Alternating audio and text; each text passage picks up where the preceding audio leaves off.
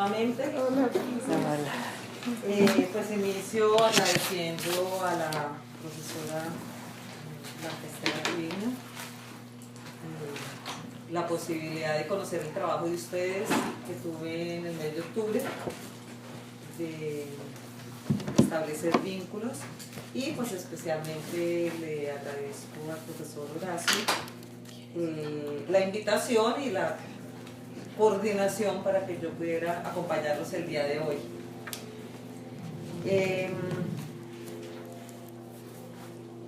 Venir a hablar sobre autobiografía pues exige un poco una presentación mía, porque pues si nos vimos durante si nos vimos, todo eso va a quedar grabado. Si nos vimos durante la presentación, perdón, del seminario, pero quisiera mostrarles el marco de trabajo en el que estoy para de esta manera ubicar también mi propuesta. Yo soy profesora de la Universidad Nacional de Colombia, que es la universidad pública de la Nación, y trabajo en el departamento de literatura de esta universidad. Eso quiere decir que mi área de trabajo fundamentalmente es la literatura, o podemos llamarla los estudios literarios. Nosotros allá, las carreras de filología están ubicadas más hacia la lengua y la lingüística, y tenemos una carrera específicamente en estudios literarios, carrera de literatura, maestría en estudios literarios, etc. Mi formación además ha sido una formación que pues centrada en la literatura, que es lo que me gusta, pues me gusta leer literatura. También ha estado ubicada en la preocupación por la historia. Entonces yo soy historiadora también, hice una maestría en lingüística y literatura hispanoamericana, y después hice otra maestría en historia. Mi doctorado es en filología hispánica, también centrado en literatura. Entonces digamos que la literatura es el eje de mi trabajo de investigación, acompañada por la preocupación sobre la temporalidad de esa literatura. O sea, en esa medida soy historiadora. Los cursos con los que trabajo fundamentalmente son cursos o bien historiográficos o bien sobre preguntas que tienen que ver con la historia de la lectura y la historia de la recepción durante el siglo XIX colombiano. En la pregunta por los procesos de lectura he logrado centrar mi investigación, abarcada toda ella en algo que para mí también es central, que es la preocupación por la función social de la literatura. Entonces digamos que yo empiezo estudiando literatura, surge la preocupación por la relación histórica, o sea, por la temporalidad de esa literatura, y de allí me desplazo al problema de la recepción. Un problema de la recepción que en la década de los 80 pues va a estar centrada en América Latina, fundamentalmente por el ingreso de la teoría de la recepción, que probablemente ustedes conocen y que han trabajado, no lo sé, puedo partir de algunos presupuestos, después tendremos oportunidad de comentar y de discutir cosas. La teoría de la recepción, que fundamentalmente es trabajada desde Alemania por Hans Robert Jauss y por Wolfgang Isser.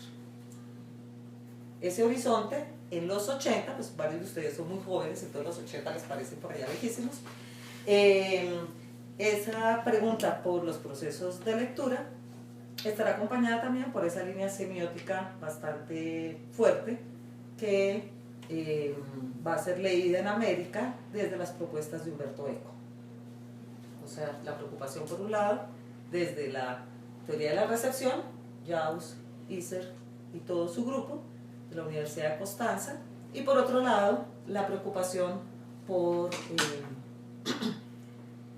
la configuración del lector in fábula, que es el trabajo que hace Umberto Eco desde la semiótica. Si bien estas dos perspectivas son muy fuertes, simultáneamente aquí en América se ha dado la discusión por parte de los historiadores de la literatura sobre la construcción de una historia crítica de la literatura latinoamericana en manos de Ana Pizarro, si saben de qué les estoy hablando, en manos de Ana Pizarro, buenos días, y del grupo y los encuentros que se van a dar direccionados por ella en publicaciones que ustedes probablemente reconocen, historiográficas, en las que se discute por parte de estos críticos la posibilidad de la escritura de una historia de la literatura latinoamericana. Cuando hablo de estos críticos me estoy refiriendo pues a este grupo que todos tenemos ahí un poco en nuestra formación como los centrales en el discurso y que hacen una ruptura, que van a ser Ángel Rama, Rafael Gutiérrez Girardot, Antonio Cándido, ¿quién se me olvida a mí? No, Susana Zanetti un poco, Beatriz Sarlo, bueno, o sea, este grupo se está reuniendo de manera simultánea y va a producir una serie de preguntas y preocupaciones sobre cómo debe escribirse esta historia. En esta preocupación de este grupo empieza a aparecer también la preocupación por la manera como se configuran los públicos lectores y una preocupación que proviene de Ángel Rama fundamentalmente y que probablemente ustedes han leído en sus textos, y es la preocupación por la configuración de una comunidad letrada. O sea, él en su libro que se publica posteriormente, que es La ciudad letrada, pues va a tener esa preocupación. ¿Qué ocurre con la configuración de estos públicos lectores y qué va a ocurrir en la relación entre literatura y sociedad? Con este marco o este horizonte que les señalo pues de manera muy rápida, porque pues es algo que ya conocemos, bueno, inicia mi preocupación sobre la función social de la literatura. O sea, ¿qué es esto de literatura en una sociedad y por qué las sociedades dan un nombre específico a ese producto?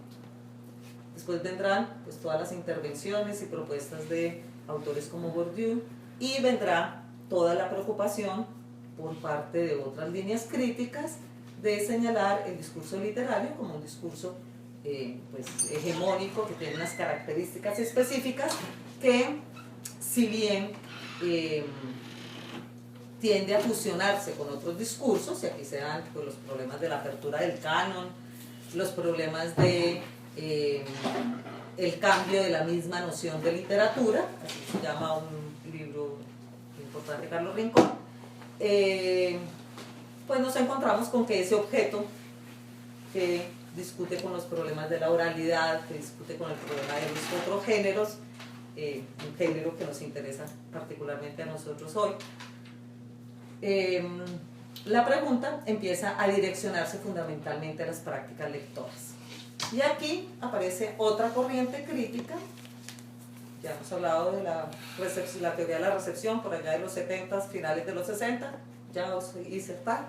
Está Humberto Eco por otro lado, también haciendo su propuesta. Están los discursos de los historiógrafos críticos de los 70, Ángel Rama, Ana Pizarro, todos estos, y aparece una nueva perspectiva de trabajo que empieza a ser muy fuerte y que he identificado que en México tiene una fuerza grandísima, y es la corriente que proviene de la historia de las mentalidades y que se va a configurar como la historia cultural promovida fundamentalmente en el caso de las prácticas lectoras y de la recepción con la obra de Roger Chartier. No será solamente Roger Chartier, sino todos los discursos que anteceden esta propuesta o que dialogan con ella, que tienen que ver con la construcción de mentalidades como formas de expresión colectiva o la consolidación de imaginarios también como forma de expresión colectiva, donde aparecerán los sistemas de representación y los sistemas simbólicos activos en el caso de la literatura. Hago todo este recuento porque es mi recuento autobiográfico, mi relato, para que sepan desde dónde me estoy ubicando para hablarles, les estoy contando, pero también porque considero que si bien los estudios literarios tienen un campo, digamos, bastante definido de trabajo, considero que la construcción de un discurso sobre la literatura nos exige dialogar de manera amplia, activa y liberada con otros discursos, En este caso los discursos de la historia, en este caso los discursos de la semiótica, etc.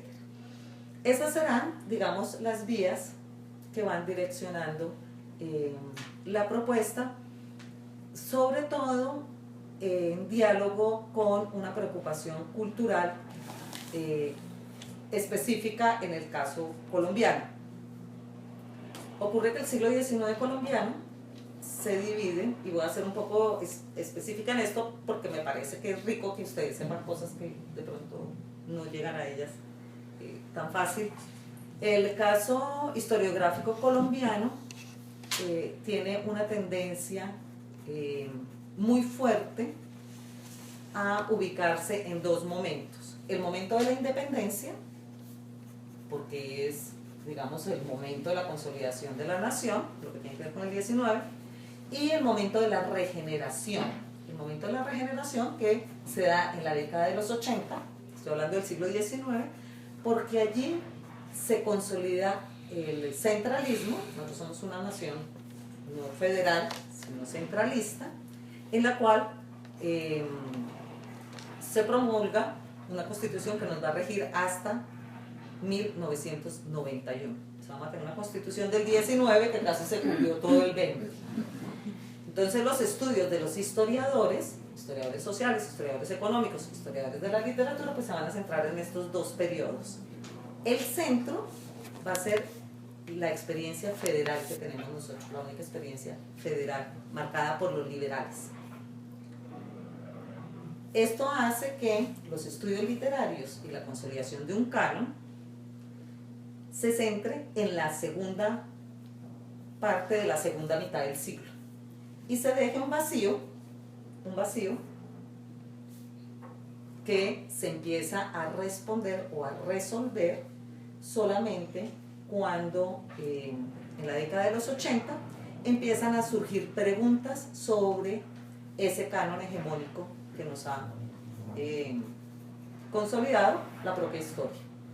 O sea, ¿qué ocurre? Había otra literatura, desde los grupos femeninos o feministas o de estudios de género se empiezan a preguntar, bueno, y es que no había escritoras, porque en otros países hay escritoras y aquí no, los indígenas escribían o no escribían, los afros escribían o no escribían, los artesanos escribían o no escribían. ¿Qué empieza a pasar con todo esto? ¿Qué empieza a pasar con todo esto? Y se empiezan a identificar entonces procesos amplios en los cuales la literatura tiene una función central. Se abren los archivos, yo creo que esto pasa en toda América, desde los 80 se abren los archivos, se empiezan a buscar archivos distintos, pues las obras que todos leímos, que siempre se leyeron, pues estaban ahí, se vuelven a leer y se vuelven a reeditar, y empiezan a aparecer unas obras que nunca la historia de la literatura o la historia cultural había identificado. Confluyen entonces las preocupaciones, por un lado, historiográficas, que ya les he señalado, desde la teoría de la literatura, desde la preocupación de la sociología de la literatura, con esta apertura de las fuentes y esta apertura y renovación del canon. Cuando se habla de apertura y renovación del canon, nuevamente surge una preocupación por la historia de la literatura. ¿Qué es literatura? ¿Quiénes deciden qué es literatura? ¿Y qué leemos como literatura? ¿Qué leemos como literatura? Es así como entonces pues empiezo a hacer una serie de investigaciones, todas preocupadas, que tienen como preocupación central la pregunta por el lector. La pregunta por el lector, que conduce a la pregunta por la lectora, ¿no? La pregunta por el lector, que conduce a la pregunta por los lectores, que conduce a la pregunta por las lectoras y que conduce a la pregunta por la lectura. Ya no es preguntarse por el objeto, literatura, sino el objeto activado por un proceso, una práctica social que consolida la posibilidad de una acción colectiva. Nosotros como lectores somos peligrosos. Porque somos peligrosos los lectores, porque son peligrosos los libros, y empiezan a aparecer pues los temas más divinos que ustedes se puedan imaginar, que tienen que ver con el lector como realidad social, el lector como activista social, o sea, alguien que está activo, y el texto como un objeto, esto pues todos ya lo sabemos desde hace tiempos, pero no era tan claro desde la historiografía, como un objeto móvil que se va desplazando en los diversos tiempos. Se va desplazando en los diversos tiempos. Entonces ya la obra no es de 1833, sino la obra es según sus lectores, o el público lector. Esto conduce entonces a otro elemento que va a ser muy interesante, y es cómo la lectura se encarga de configurar este proceso. Quienes trabajan en el siglo XIX, quienes trabajamos en el siglo XIX, todavía tenemos muchísimo que desarrollar ahí, cómo la lectura se consolida como una práctica de carácter individual en la configuración de una opinión privada, o sea, hace parte de lo privado, del mundo de lo privado, pero a la vez como la literatura hace parte de algo que es fundamental y que a nosotros ya nos pasa así como si fuera parte de nuestra atmósfera, pero que hay que volver sobre eso, hace parte de la construcción de la opinión pública.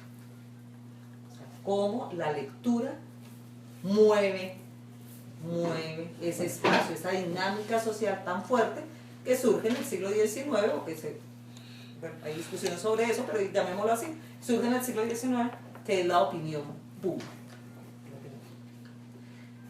Claro, este campo de la historia de la lectura tiene que ver con la historia del libro, tiene que ver con la historia de las prácticas lectoras y tiene que ver con las prácticas individuales. Y creo que aquí es donde nos ubicamos en el tema que nos interesa. Porque ya está diciendo Horacio, yo le dije que era sobre autobiografía y se puso a hablar de otra cosa. Ahí es donde ingresamos a la práctica individual. ¿Qué pasa con un lector? Eso no lo sabemos, ese es el agujero negro. O sea, fíjense que nosotros podemos hablar todo lo que queramos sobre literatura, pero ni sabemos qué ocurre cuando este ser se sienta y escribe, o ahora escriben así, ¿no? O cuando este ser se sienta y está leyendo. Por eso el peligro del libro, porque nunca sabemos lo que está ocurriendo en ese proceso, ni las libertades que se está dando quien está leyendo. Ni las libertades. Pero ¿qué ocurre cuando, además de ser lector, se es escritor? Y fíjense que este punto es muy interesante porque regularmente la teoría literaria nos ubica en el proceso de autor-lector. ¿Sí? Esa es como la preocupación de la teoría literaria y de la historia de la literatura. A mí me ha llamado la atención es pensar qué pasa cuando un lector escribe. ¿Qué pasa cuando un lector escribe? ¿Y qué pasa cuando ese autor que escribe sobre su yo? Y aquí me cuido muchísimo en hacer una discusión sobre los géneros, porque no me interesa en este momento pues meternos en esto, porque hay más otras cosas. Y hago un paréntesis. Claro, el discurso de la historia y de los historiadores me ha enseñado también que a veces en la práctica del trabajo de las fuentes, los discursos sobre los géneros tienden a difuminarse, digamos, no es como central. El trabajo de Claudio Guillén sobre, que no sé si lo conozcan, es un texto viejo. Yo voy también a los textos viejos, yo no soy tan postmoderna. Se llama Entre lo uno y lo diverso, ¿lo conocen? Una introducción a la literatura comparada.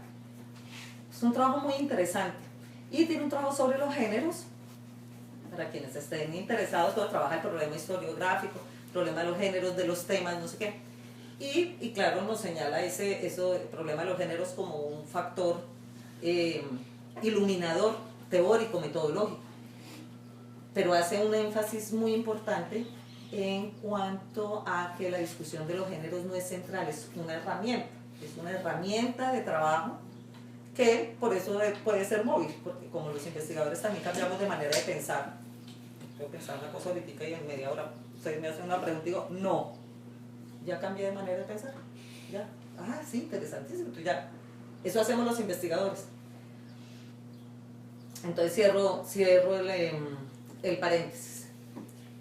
Es interesante pensar en ese lector y qué ocurre con ese proceso de lectura cuando configura un discurso sobre su yo. Horacio me señalaba en los correos que cruzamos que era importante pensar en un teórico, pensar teóricamente el asunto. Yo pensé en dos vías para este problema, que es el problema central, digamos, de investigación en este caso. Por un lado, la propuesta de Roger Chartier sobre el orden de los libros. Probablemente es un texto que ustedes conocen, que ya han trabajado. Chartier tiene un problema gravísimo. Chartier no sabe que Colombia existe. Chartier no sabe que México, sí, ha venido acá, a Colombia no ha ido, entonces no debe saber que existe. Es un discurso plenamente europeo. Él en alguna discusión lo señala, que los franceses piensan es en Francia y se quedan ahí, metidos ahí en esta cosa. Parece que los latinoamericanos, por nuestra propia historia, pues hemos tenido que desplazarnos, ¿no? Nosotros sabemos de Francia, nosotros sabemos de Alemania, ellos allá no saben de nosotros mucho. Bueno, esos son paréntesis que hago yo por ahí. Entonces, pero pensé en el orden de los libros. ¿Qué plantea Chartier en sentido general en este libro, que es muy interesante y que quienes no han tenido posibilidad de aproximarse a él, pues lo recomiendo? En el orden de los libros se plantea que el libro, además de su función frente al lector individual, pues se encarga de ordenar el mundo. Quienes pertenecemos a una sociedad letrada, seamos letrados o no, no me refiero a sociedad letrada, me refiero a aquella sociedad que gira en torno a la palabra escrita. Rama lo decía por otro lado, quizá también más interesante para nosotros, quienes las sociedades que giran frente a lo letrado construyen en el libro un tipo de orden específico, porque el libro se encarga de ordenar el libro en su carácter individual, pero también porque al construir una biblioteca nos encargamos de construir una biblioteca material, pero también un tipo de biblioteca ideal. Un tipo de biblioteca ideal que es la que construye nuestras expectativas o nuestras utopías hacia el futuro. Porque nosotros, al pensar que la biblioteca ideal nos da placer y conocimiento, la real nos da placer y conocimiento, pues estamos encontrando un camino. Habrá otras propuestas distintas sobre cómo se relaciona esa biblioteca ideal con otros grupos que no están interesados en ese tipo de biblioteca. Habrá bibliotecas ideales que se chocan, que se desencuentran, por supuesto. Entonces, en ese sentido, la propuesta de Chartier es bien interesante, porque nos ubica en los varios tipos de biblioteca y nos lleva, por ejemplo, a preguntas sobre lo permitido y lo prohibido. La otra vía, la de Newman, un libro viejo. Aquí traigo las fotocopias. Horacio me pidió las fotocopias del libro completo porque no las consiguieron acá, entonces queda para el grupo, para que tengan ahí posibilidad de... Él sí que está interesado en el problema de los géneros y que si son memorias, son autobiografías, pero bueno. ¿Por qué pensé en Newman?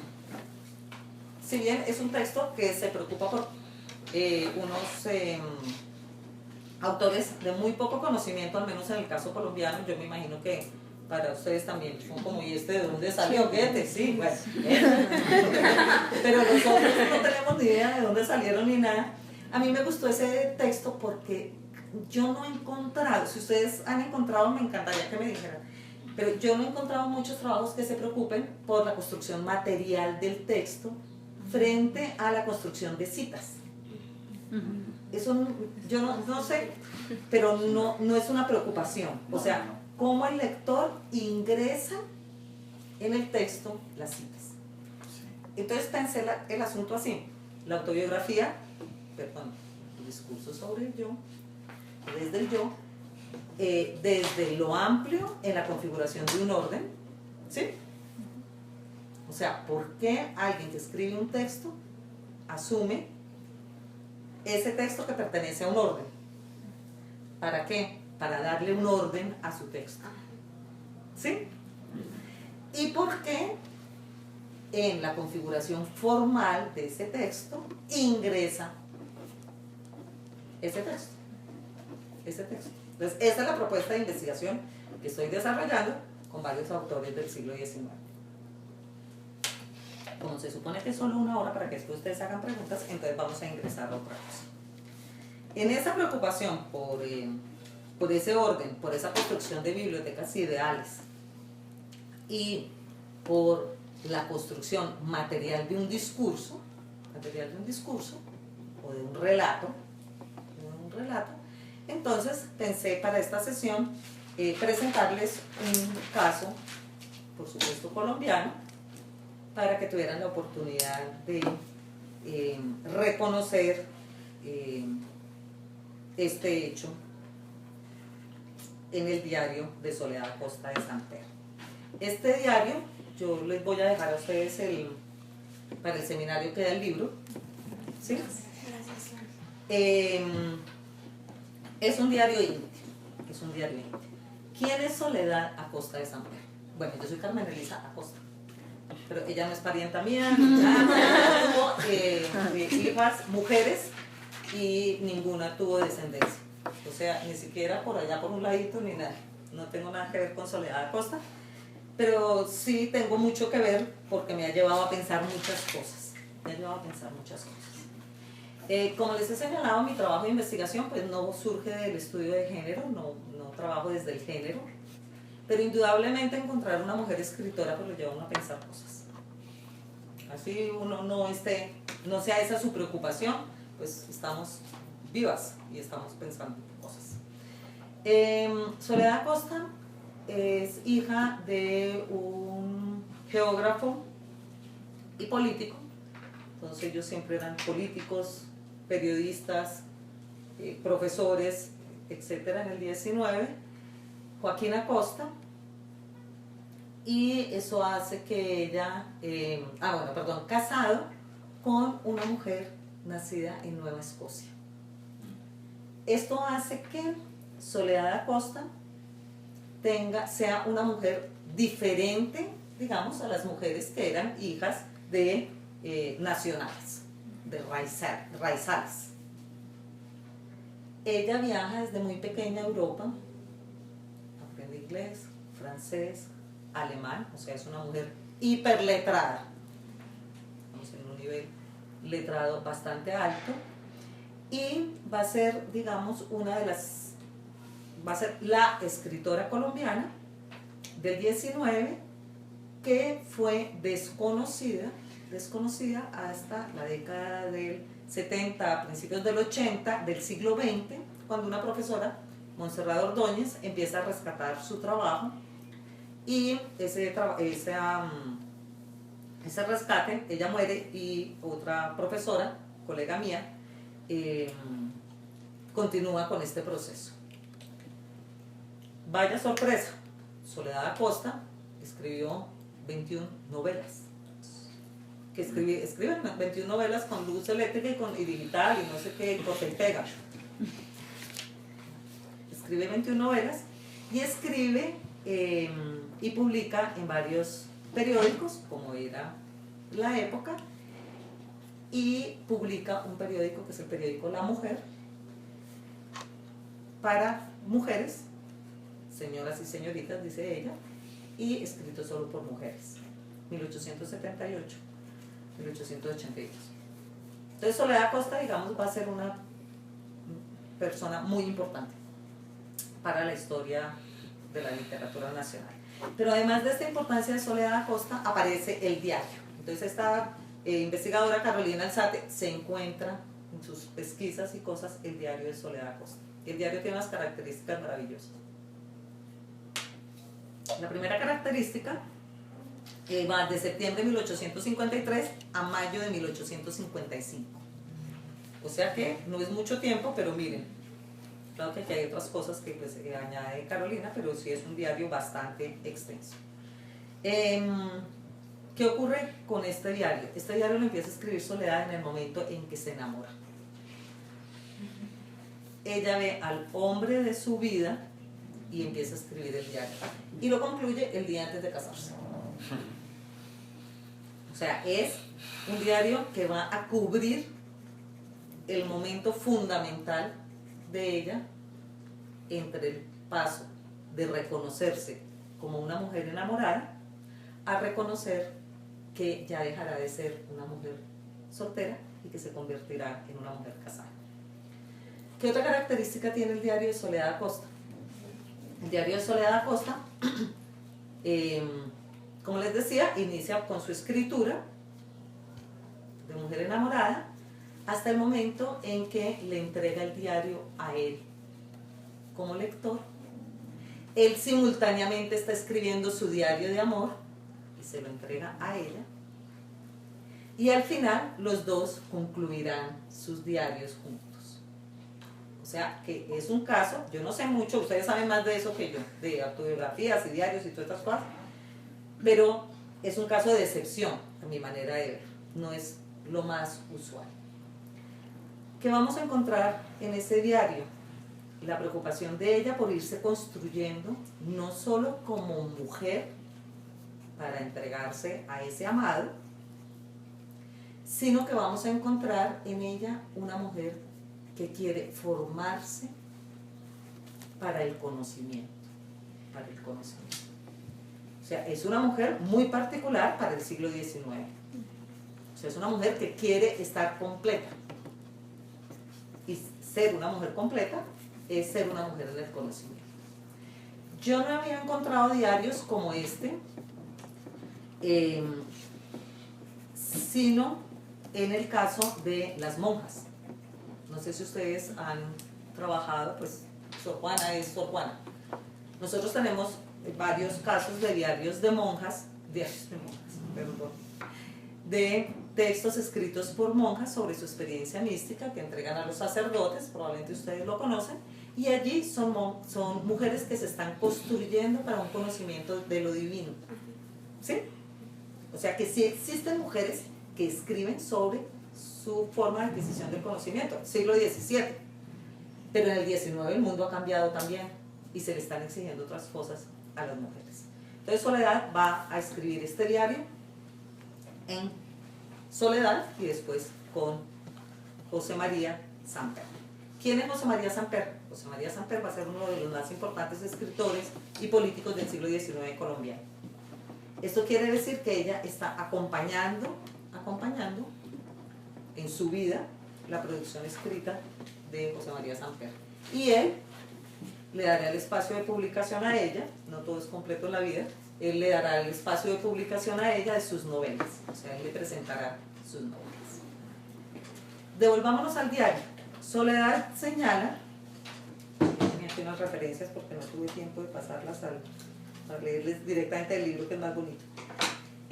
Soledad señala que ella cuenta en su biblioteca con más o menos 500 libros. Hagan memoria, ¿cuántos libros caen en esta biblioteca? Hagan memoria de 500 libros en el siglo XIX. 500 libros es una cantidad de libros. Una cantidad de libros. Empiezan las preguntas. ¿Cómo una mujer se hace lectora en el siglo XIX? ¿Qué quiere decir ser una mujer lectora? Y aquí aparece algo que va a ser fundamental y es... Ah, no, esta cosa no va a abrir. Perdón. Y es... ¿cuál es la función que tienen los libros en la construcción del orden de vida desde el discurso de Soledad Acosta? desde el discurso de Soledad Costa. ¿Cómo se construye ese orden? En esas dos perspectivas, la construcción del amor y la construcción de una mujer que tiene conocimiento. ¿Qué ocurre cuando ella desplaza el mundo de la lectura por el mundo de la vida?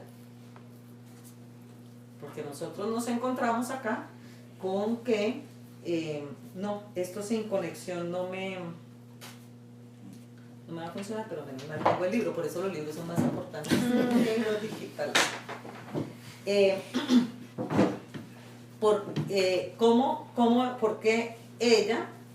Porque ella va a en qué momento se desplaza el mundo de la lectura por el mundo de la vida. Y aquí encontramos algo que va a ser muy importante en el diario. El diario es un relato de temporalidad breve. Donde nosotros podemos recordar cosas, pero el recuerdo está legitimado por una memoria corta y está legitimado por el proceso de escritura en el que ingresan los textos. Los textos que en este caso, no en el caso de Newman, en este caso serán fundamentalmente los libros en dos perspectivas. Los libros 500 de su biblioteca y el libro 501, que será un libro escrito por el amado. O sea, nos vamos a encontrar con una lectora que va a darle un espacio particular a esos libros en el proceso de construcción del mundo de lo privado. Entonces fíjense que si bien mi interés va por el relato desde la literatura ya se construye en el mundo completo. Donde la práctica de la lectura va a estar allí presente. Entonces bien, viene la preocupación por los libros que van a aparecer en el diario y la función que tienen. Vamos a encontrar varias funciones, como les señalaba. En primer término está la función del libro como objeto. El libro como objeto. Están los 500 libros de la biblioteca, que ahora no voy a encontrar porque ya empiezo a hablar y ya entonces me pierdo leyendo. Están los libros de la biblioteca, los 500 libros de la biblioteca, que hay que guardar porque aparece una circunstancia especial de la cual les hablaré ahora. Y están los libros que ella utiliza como objetos de su cotidianidad. Cuando hablo de objetos es porque el libro pierde su carácter como tal. Ustedes recuerdan las fotos del siglo XIX de las mujeres están regularmente fotografiadas así. ¿Sí? ¿Sí recuerdan? Sí. O dibujadas. ¿Qué quiere decir esto? Ay, es que les quedaba cortico y no. ¿Qué quiere decir esto? Que se está construyendo una imagen de la mujer como mujer letrada. Si vemos las pinturas coloniales, los sacerdotes que tienen las Sagradas Escrituras, o sea, son formas de legitimación del impreso. Entonces ella se recuesta sobre los libros la acompañan, los libros le ayudan a sostener cosas. O sea que si nosotros nos ponemos a pensar qué espacio ocupan los libros y qué espacio ocupa esto en nuestra cotidianidad. O sea, por ejemplo, encontrar en una universidad una biblioteca vacía, uno dice, ¿por qué esa biblioteca está vacía? Entonces uno dice, porque no es un lugar habitado, porque seguramente es un espacio, es un lugar de paso. Esto no es de nadie. ¿Sí? Si fuera la oficina de alguno de ustedes, con seguridad tenían sus libritos porque les interesa la literatura. Entonces, el objeto como tal empieza a ocupar un espacio en la cotidianidad. Ese va a ser el primer punto. El segundo punto de la ocupación de ese espacio en la cotidianidad, ahora les voy a dar todos los ejemplos cuando ustedes empiecen las preguntas, yo mientras tanto voy buscando. Va a ser ese libro regalado por el amado. Pero ese libro no se lo regala él a ella, el libro se lo regala él a la mamá. A la mamá de Ella. Se lo regala a la mamá. ¿Por qué le regaló el libro a la mamá? Porque la mamá será la que legitima no solo la lectura, sino que es una dádiva tener ese libro. O sea, él es superior por tener ese libro. Y al darle el libro, le regalo mi libro. Entonces, ¿qué hace? Wow, pero tiene un libro. Y socialmente el libro ha mostrado en su materialidad una serie de categorías y de criterios sociales. Es distinto cuando yo con mi libro y me subo al metrobús con mi libro, ¿no? ¿Qué estoy haciendo? Estoy mostrando. En los 70s, menos mal yo era pequeña en esa época, todos andaban con Marx, Engels, ¿sí? Trotsky, ¿no? Porque el libro tiene una carga simbólica social aún cuando esté cerrado. ¿Por qué se construyen bibliotecas de libros vacíos? ¿Cuántas personas ponen bibliotecas? Jamás se leen. Pero eso da una categoría social. Una categoría social. Y el hecho de regalarle el libro a la mamá es una forma de conquista y de legitimación. De conquista y de legitimación. Entonces fíjense cómo socialmente el libro va ordenando la sociedad. ¿Sí? Dice hay una reiteración rara, pero va ordenando la sociedad. ¿Qué ocurre cuando ese orden se rompe? Cuando ese orden se rompe. Se rompe el orden de los libros materiales cuando aparece la guerra. A principios del 54 hay un golpe de estado de los artesanos. Ella vive en Bogotá, tiene sus 500 libros en Bogotá, en su casa. Ella es una lectora que está escribiendo su diario y les toca huir a resguardarse en un convento.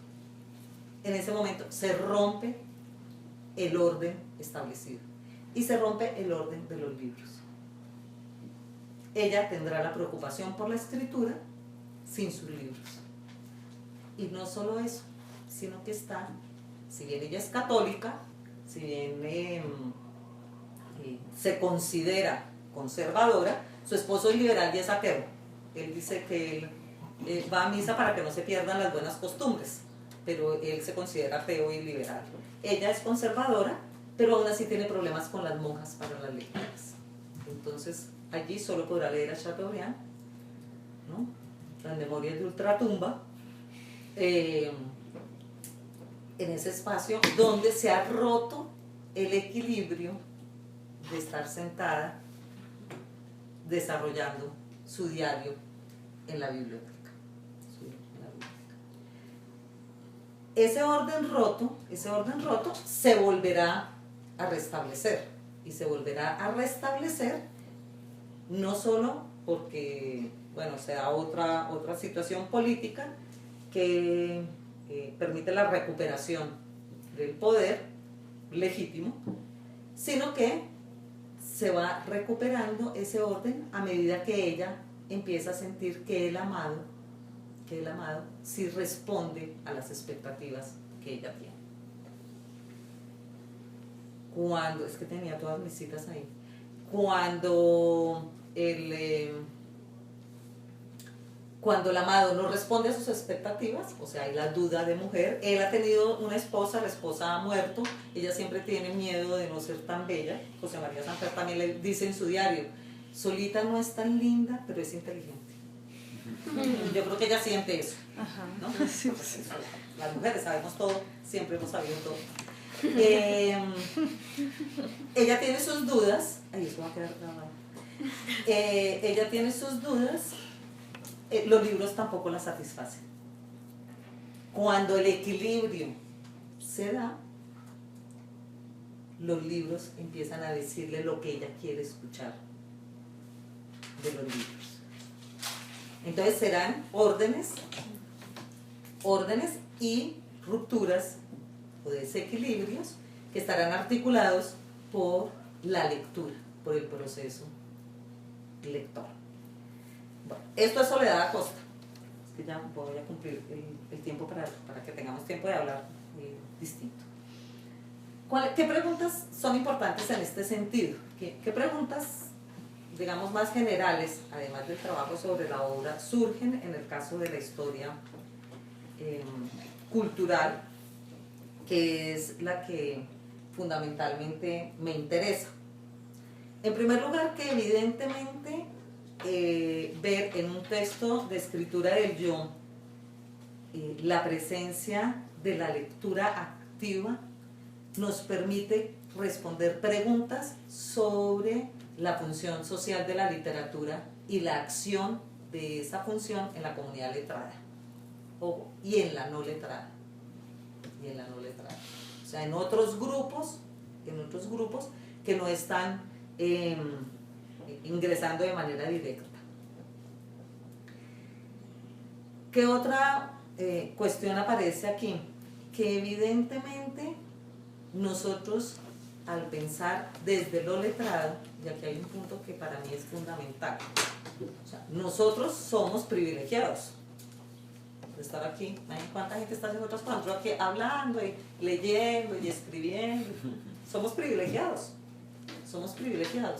Pero al ser privilegiados, empezamos a desconocer la fuerza de ese privilegio. ¿Sí? ¿Qué fuerza tiene el hecho de leer y escribir? Y esto es político, o sea, que tiene que ver con la pregunta de Soledad como mujer intentando construir conocimiento. O sea, el diario no solamente como una expresión de lo íntimo, si bien aquí quienes hicieron la edición lo llaman diario íntimo, pues es de lo íntimo, de lo privado público, porque después se le ha llamado como un diario epistolar un poco, porque ya más adelante como empiezan ellos a cruzarse ahí. Pero, ¿qué quiere decir la construcción de conocimiento desde lo privado? ¿Qué quiere decir construir conocimiento desde lo privado? Y esa construcción de conocimiento desde lo privado en diálogo con una serie de tradiciones. Soledad Acosta, en su diario, hará referencia a autores ingleses y franceses fundamentalmente, como lo hacían en el siglo XIX, que eran sus lecturas, digamos, de la mayor élite. Y hará referencia a una escritora colombiana, que uno dice, pero ¿y esto qué es? Que es Agripina Samper. ¿Pero por qué Agripina Samper? Pues porque es la hermana de José María, es su Pepe, que adora, entonces pues ella tiene que leer los poemas de Agripina Samper, que será después Samper de Ancísar, también casada con otro político muy importante. Esa pregunta sobre esas formas de organizar la sociedad y las formas de adquisición de conocimiento desde la comunidad letrada, pues nos van a permitir reconocer la existencia de una serie de tradiciones de diferenciación a cómo pensamos nosotros la tradición durante el siglo XX. O sea, una tradición que ya no es una tradición unívoca, sino que parecería que existen otros discursos distintos que configuran tradiciones de conocimiento diferentes. ¿Sí me explico? Y justamente ese sería el valor para el presente de una investigación como la que yo les estoy señalando. O sea, que tendríamos que, si bien a muchos nos interesa, por ejemplo, el problema de las influencias literarias y cómo se dan estas influencias en los grandes autores, porque ya todo esto empieza como a ponerse medio frágil, de los grandes autores, pues también es importante ver entonces esas prácticas lectoras a qué están conduciendo. Bueno, Esto era lo que quería compartirles mientras ustedes hacen comentarios y preguntas. Dijeron que 1 hora, entonces va 1 hora, y la otra hora o el tiempo que ustedes quieran para comentarios y preguntas. ¿Sí?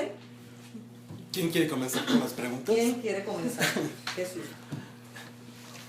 Si no se anima.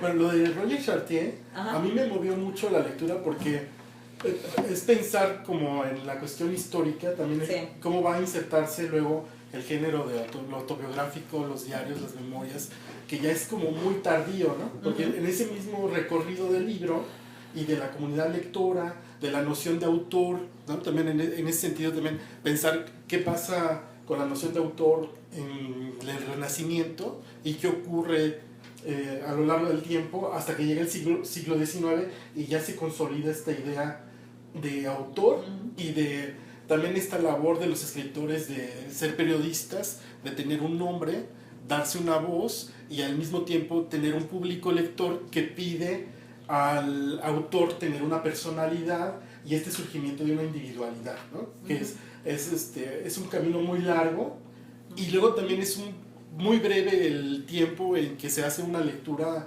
genuina de esta experiencia transmitida a través de la autobiografía, de los diarios, de las memorias, porque ya se empieza luego a cuestionar a la mitad del siglo XX esta posibilidad de transmitir la experiencia de una manera más genuina, auténtica, y se empieza a cuestionar el género, y entonces ya empieza a otra vez como a fragmentarse esta idea, y entonces ya surge algo que es la autoficción, y entonces ya ese privilegio más de la persona real a esta identidad personal, a esta descomposición de esta práctica más noble de transmitir mi yo a través de la escritura. Entonces, en ese sentido, pienso que da muchas herramientas para pensar y cuestionarse en ese sentido de qué pasa en el género con la noción de autor, con la práctica lectora, que bueno, aquí hemos hablado mucho del pacto de lectura de Leyen, y por qué empieza a cuestionarse este pacto de lectura de Leyen desde que aparece,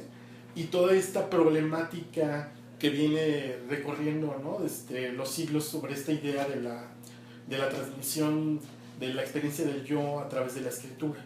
Entonces, en ese sentido, nos dio un material muy rico para pensar y tener como otras vías de acceso a cuestionarse qué está ocurriendo con la práctica de leer diarios, memorias y autobiografías. Y bueno, y un poco viendo ya más lo que tú nos estás exponiendo con el caso de Soledad Acosta, ¿qué ocurre en el siglo XIX con esta idea de la formación de nación y todas estas lecturas con las que se van a construir los diferentes países en América Latina, y esta importancia también del momento previo de la Ilustración, y qué ocurre entonces con estos planes nacionales, ¿no? Y bueno, y otra gran pregunta es esta cuestión: ¿qué pasa con las lectoras en el siglo XIX, ¿no?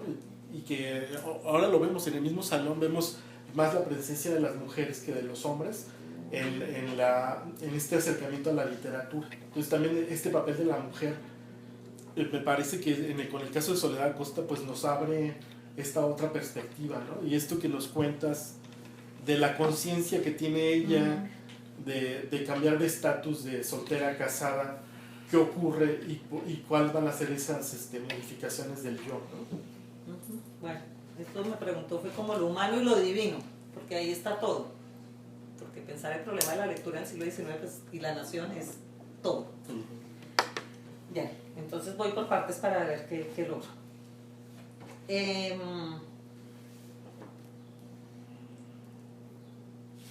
Y esto lo ato un poquito con las lectoras. Digamos que el asunto de la construcción de nación en el siglo XIX se ha convertido para la historiografía como en el tema donde cabe todo, ¿no? Humberto Eco habla de términos saco, son un saco donde le metemos todo, porque pues, todo en el siglo XIX tiene que ver con la construcción de la nación.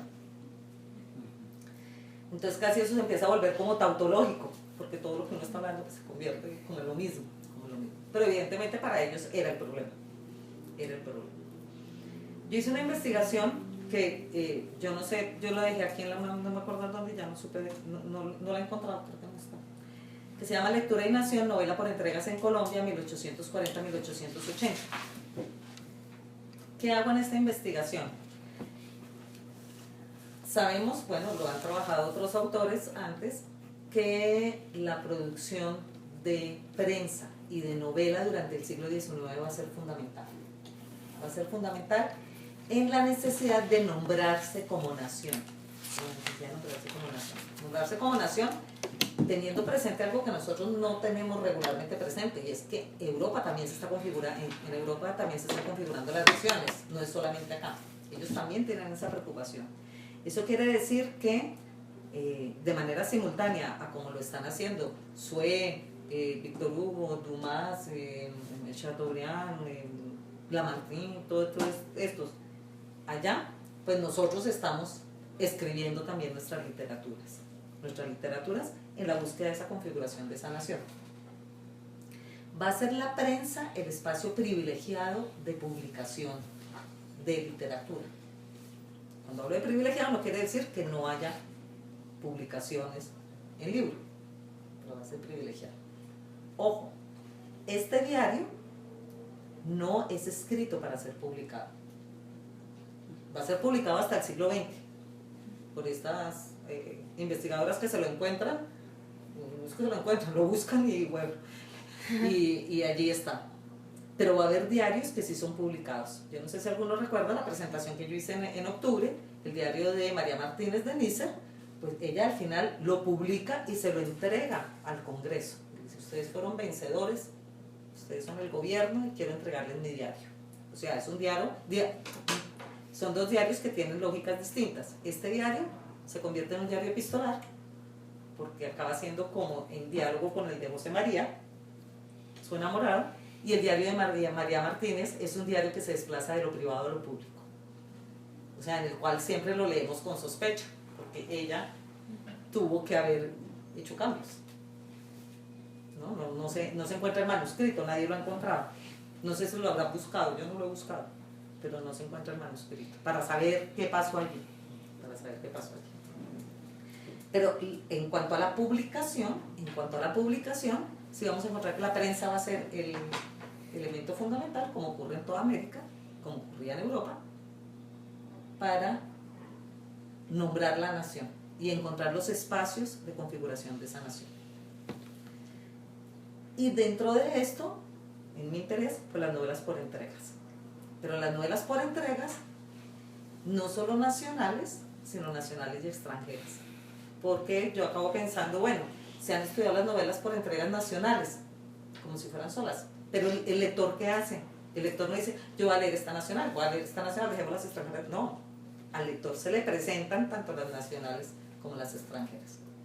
En ese marco, de 1840 a 1880, se van a publicar 130 y pico novelas, de las cuales 90 y pico son extranjeras y las otras son nacionales.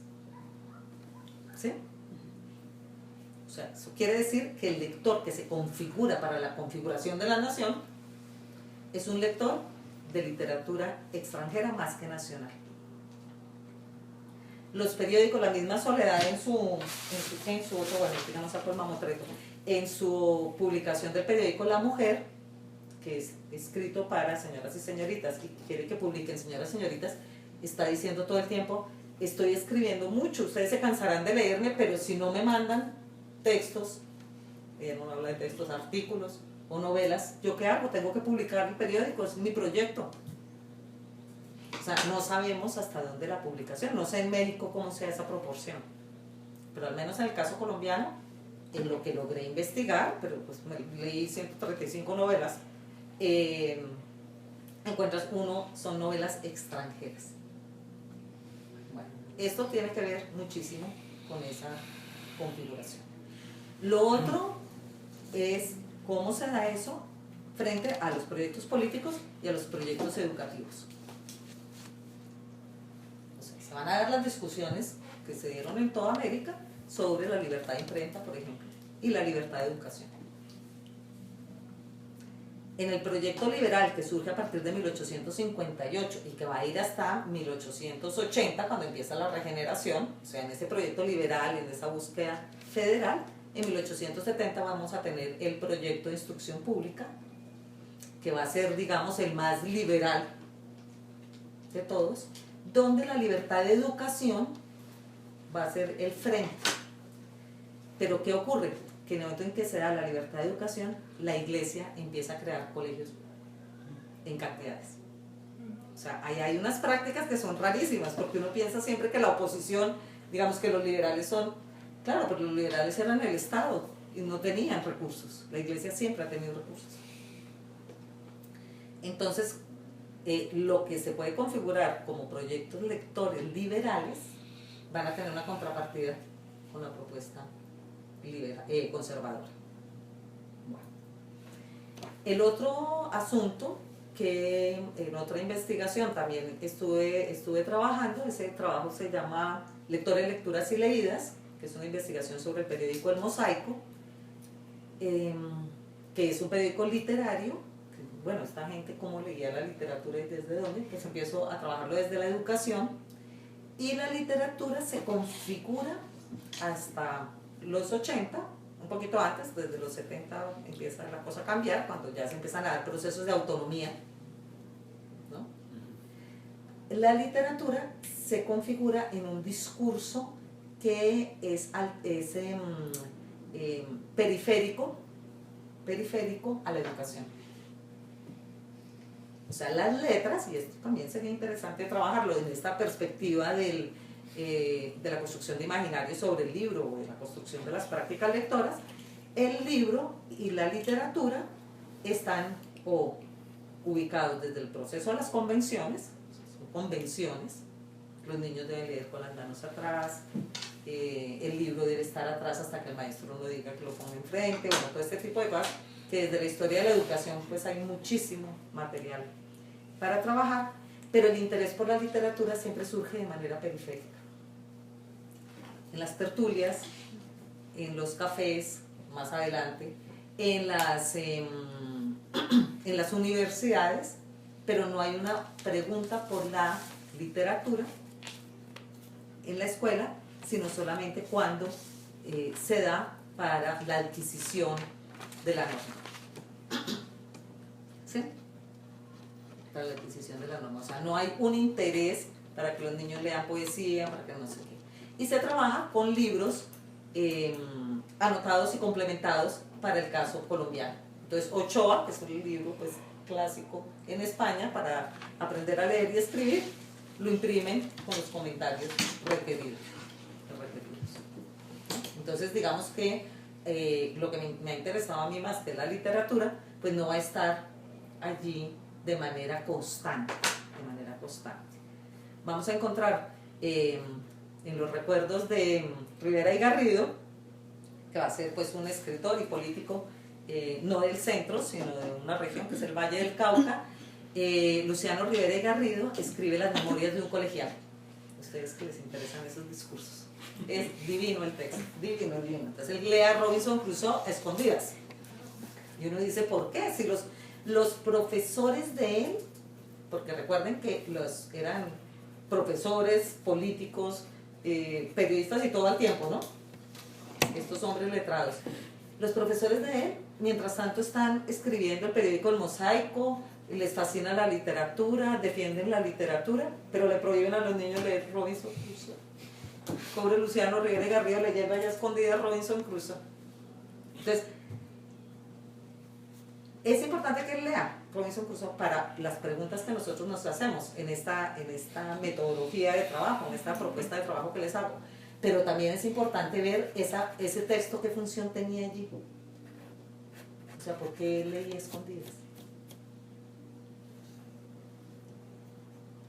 En esa medida, nosotros podemos entonces identificar esas prácticas lectoras durante el siglo, desde la prensa, porque están las novelas por entregas, allí las nacionales y las extranjeras, y están las prácticas lectoras que podemos encontrar en estos discursos del yo, por ejemplo, como fuentes fundamentales para ver cómo se consolidaban esas prácticas. Pero también podemos encontrar los listados infinitos de las,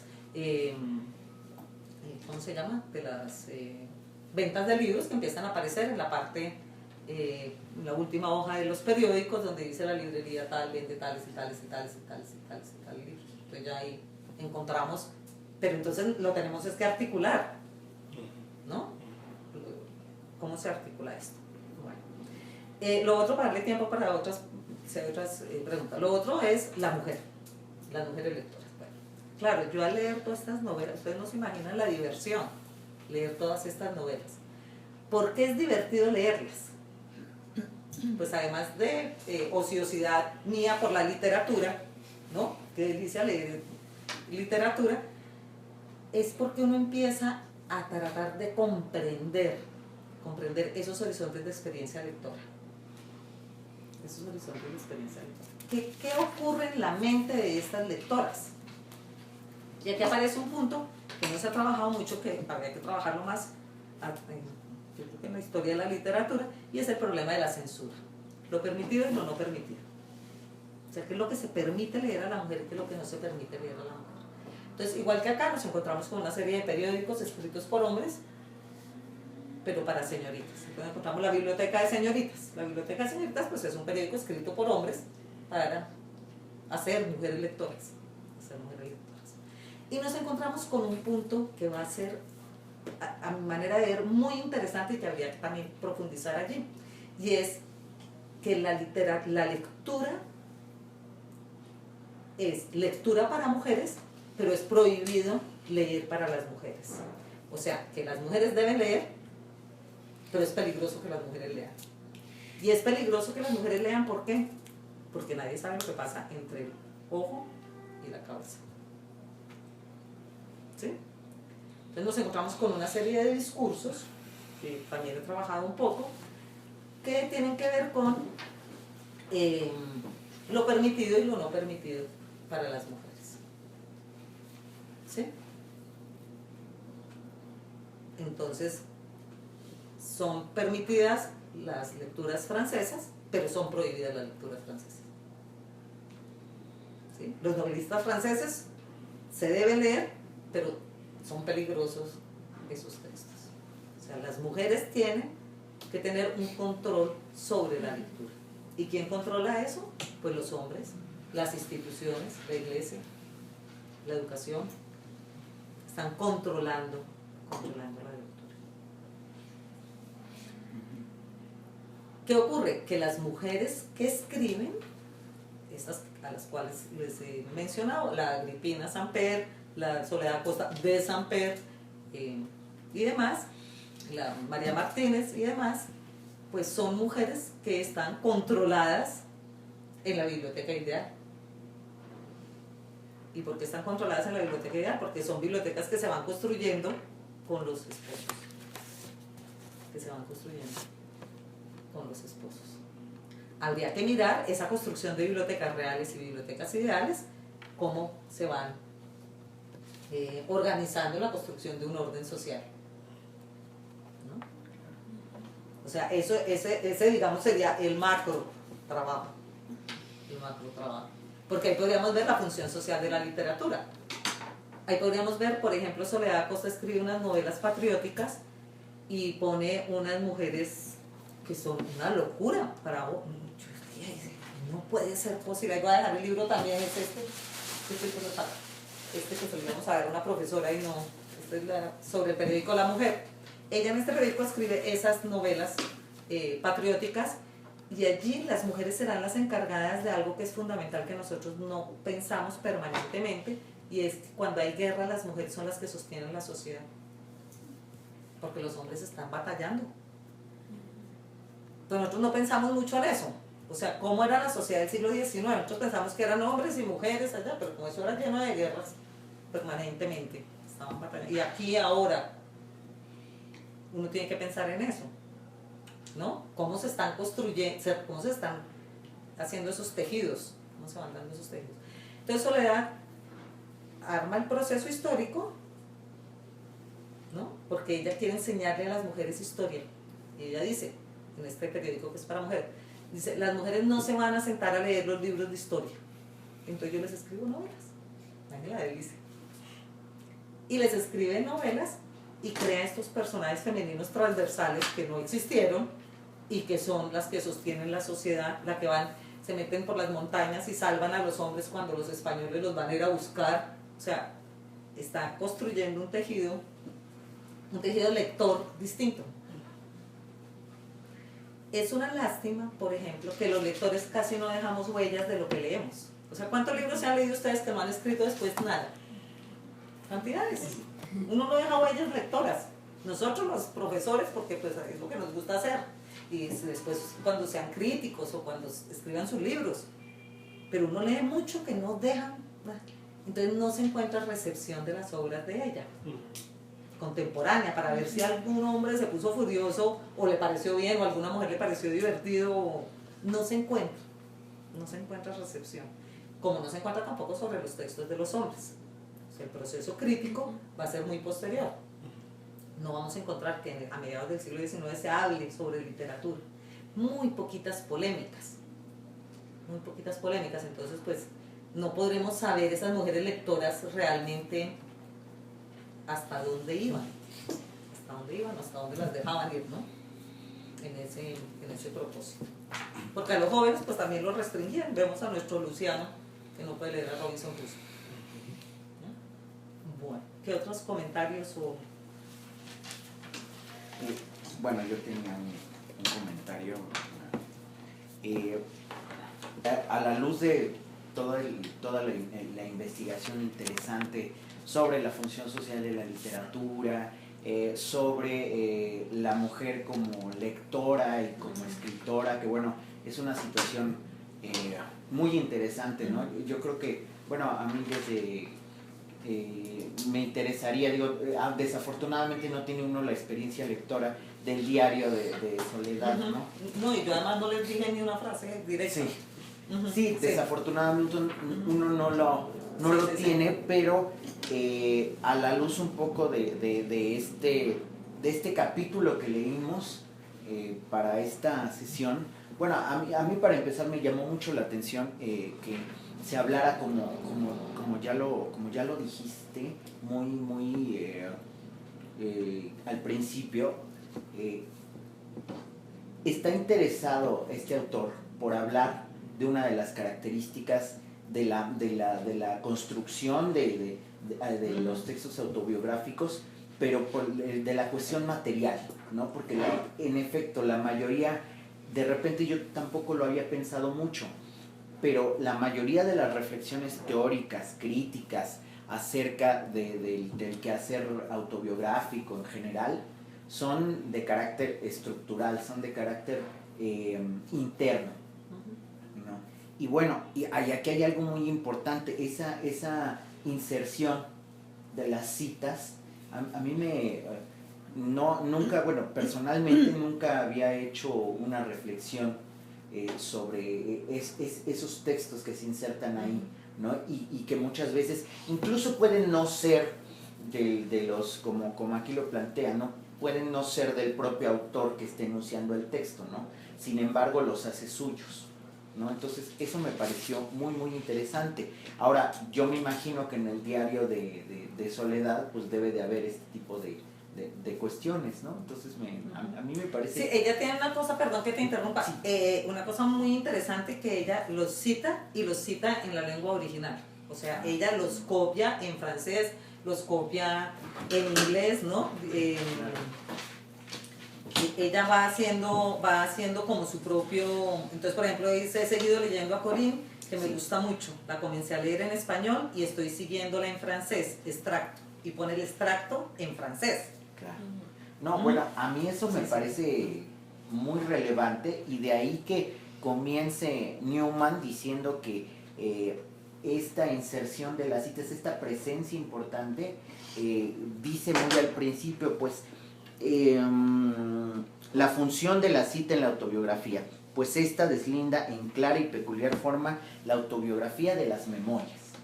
Incluso él ve en su análisis, aquí en su lectura, que esta inserción de textos que pasan a formar parte del discurso que se está enunciando en ese instante, en ese texto, los diferencian. Eso a mí me generó mucho interés, más que, leerlo, es lo primero que leí, está al principio.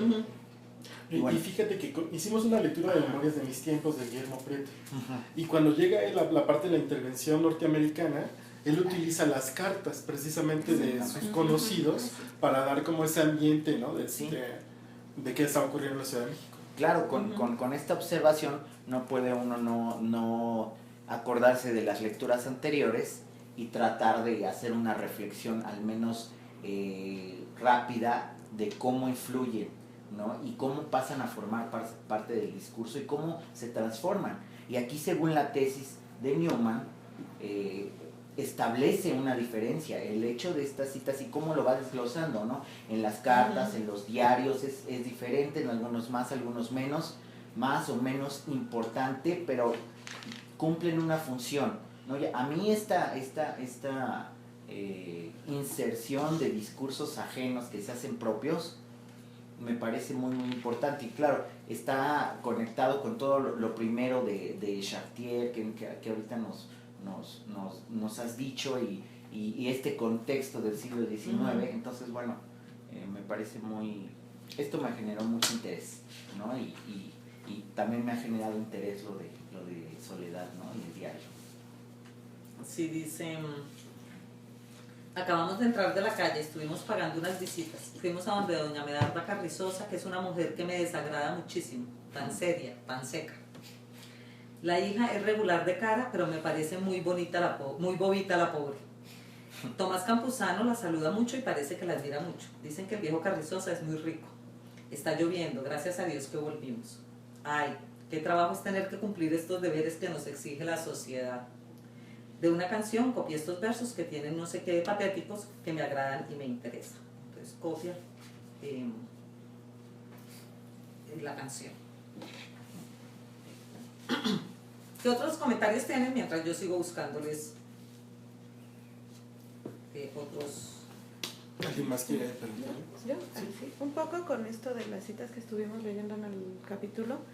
¿En qué medida una mujer que es escritor, como y bueno, aquí nos habla de que la irrupción de citas pues puede llevar a que termine siendo algo menos íntimo de lo que debería ser una autobiografía, o en este caso de un diario. Entonces, ¿en qué medida una mujer que es escritora, que es lectora y que tiene ya una historia como una fama o sea, tiene un nivel en la sociedad, una posición en la sociedad, en qué medida sigue siendo como un tope, un problema, bueno, no un problema, sino que ya quita la pureza de sus memorias y ya deja de ser tan íntimo? ¿En qué medida?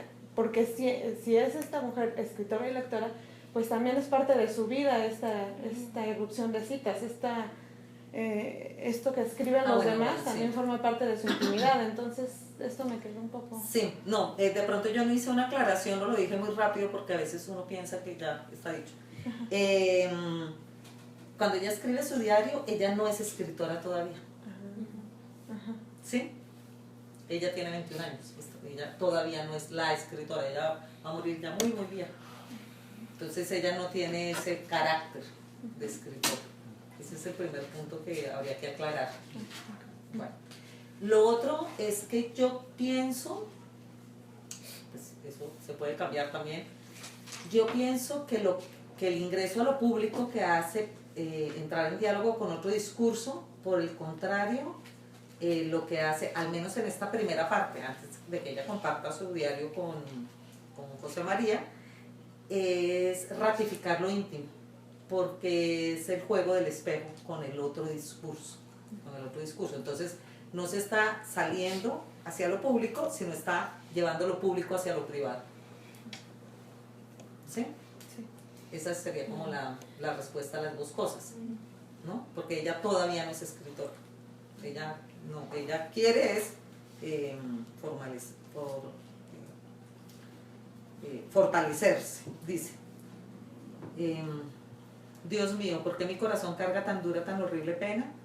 Porque es que sin cesar pienso en ella y mil suspiros y lágrimas ardientes al recordar su memoria me llenan de aflicción. Está hablando de la primera esposa de su Pepe. ¿Cuál es la causa de tanto dolor? ¿Cuál sino la terrible tétrica convicción de que otro ser reina en mi corazón, de que otra imagen por tantos años ha morado en su alma? ¿Y en tan poco tiempo podrá olvidarla? No, es el grito que contesta mi alma a mi incierto espíritu. No.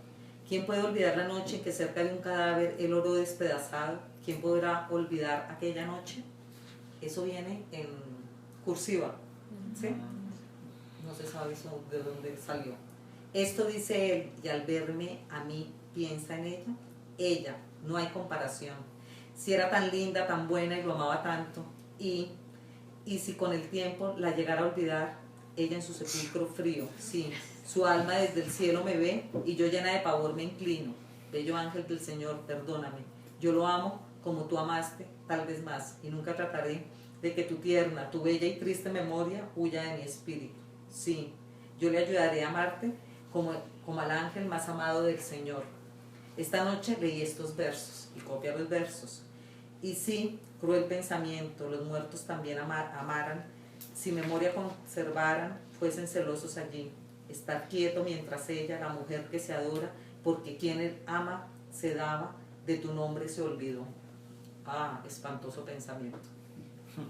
¿Sí? Entonces, esos versos, digamos, lo que está en cursiva, no sabemos de dónde salió. ¿Dónde están los versos? Pues tampoco hemos encontrado. Los estudiosos de la literatura hablan de intertextualidad. ¿Sí? No hablamos de intertextualidad. Sí, son intertextualidades, pero pensarlas como intertextualidades nos lleva otra vez al texto. Qué interesante pensarlas como intertextos, pero también pensarlas como intertextos insertas en la práctica lectora. O sea, que es ella como lectora, ¿no? Para la escritura. Bueno, ¿qué otros comentarios hay o preguntas? No sé, leyendo el texto de María Martínez, bueno, sobre María Martínez, y ahora con la experiencia de Soledad Acosta, como que me hace pensar en las dos caras del letrado, ¿no? De la mujer letrada. Sí. Por un lado, yo ahorita qué bueno que hubo lectura de algunos extractos, sí, porque yo pensaría que eran como devaneos amorosos solamente, pero no, pues hay mucha reflexión. Y me lleva a pensar, bueno, y también preguntar qué contenidos tenía la revista, ¿no? O sea, porque todo este lenguaje, esta acumulación de citas en francés, o sea, este bagaje cultural, o sea, tenía lectoras, o sea, verdaderamente no me mandaban textos a lo mejor porque las lectoras como que no se sentían tan seguras, ¿no? De mandar algo, o sí existían estas lectoras para esta mujer, porque el texto de María Martínez me deja pensando si no era más bien un asunto como un tanto panfletario, ¿no? O sea, manda esto y habla de la mujer que va con su hombre, o sea, no, obviamente no como el caso mexicano de la que va al lado del caballo y tal, ¿no? Pero sí, como una mujer letrada que va al lado de su hombre, reflexiona sobre la guerra y demás, pero también un asunto como panfletario, o sea, muy distinto a la intención de Soledad Acosta, ¿no? Que es una mujer letrada, que su universo, como dice, se ve roto cuando entra la guerra, tal, su biblioteca, no sé qué pasa con ella, pero sí como que me hace reflexionar mucho como las dos caras de la moneda. Sí, a ver, yo te hago otra aclaración. El diario es del 53, o sea, cuando ella era joven.